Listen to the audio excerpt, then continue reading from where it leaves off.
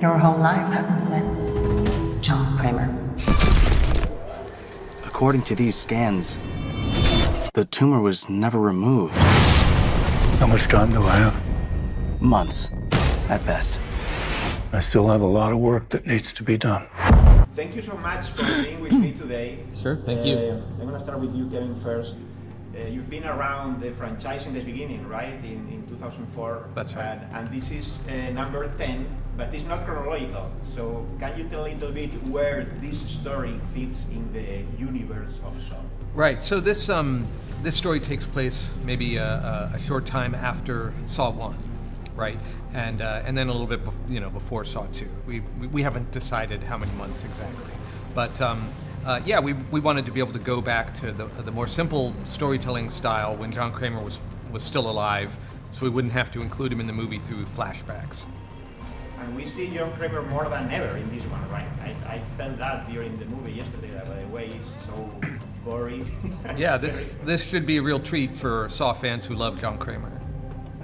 And as a production designer, Anthony, what are the challenges? Because obviously there is all these movies behind, and what were you looking for to offer something new? Yeah, I think again it was so fantastic that we shot in Mexico, because that gave us a new layer. The other part is that we just wanted to be really genuine and authentic. So for me, it was important that the traps were reflective of John Kramer.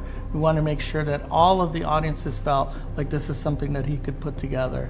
The other part was that we were shooting in a factory, so we wanted to integrate part of the look to the traps with the factory. And then the other part is that we have this medical theme in the film, so we wanted to have that in there as well. And I understand that there is almost non-CGI here. It's mostly everything created. Well, I would say that there is a huge amount that's practical, that was built and that does operate.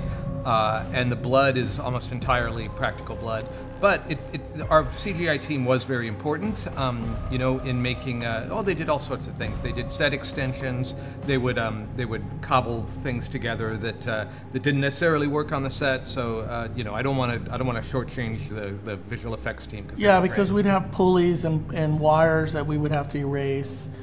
Sometimes also, you tell me if I'm right, but we'd have to do some blending, with skin getting cut or things like that. But a lot of it was practical, because we always love practical effects because we can see what's happening, and we had Hosh, who was our mechanical effects supervisor in Mexico City. His team did an amazing job, because we will put the wheels, right, in our traps. We will have the wires, we will have all of this stuff, but they will make it go up and down and turn. So that was the magic, I really appreciate them. And Kevin, after almost 2 decades, right?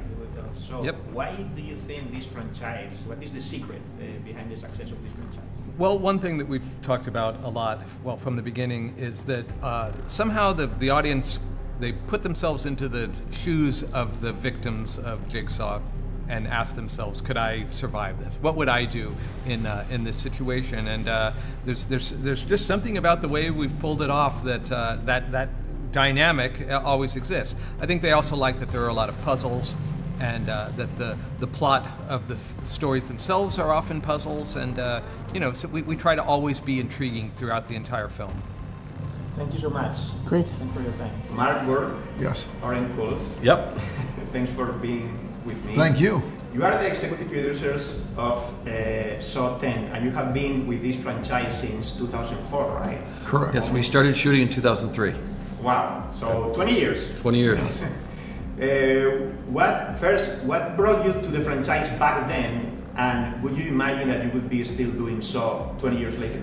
We wanted to make a low-budget movie that we could control, we could finance, we could, So when we found the script of 2 guys in a bathroom with a dead person between them, we're like, we can afford to do this on our own.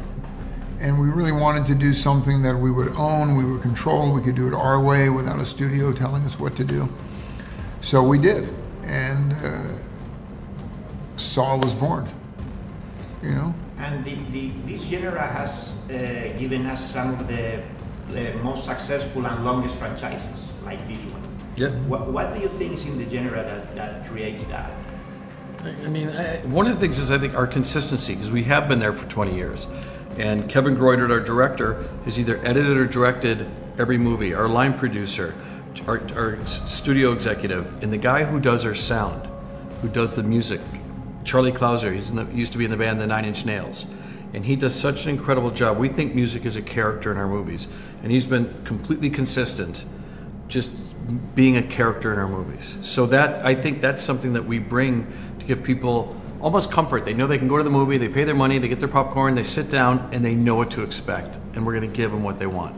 But you need to give something new, obviously, every time. What is new in this one? It's new in this one is it's we go back in time. For the first time, we really see John Kramer. We spend a lot of time with Tobin Bell as John Kramer, not as Jigsaw. He's not in a flashback. He's alive in this movie. He's in the entire movie. Shawnee Smith comes back.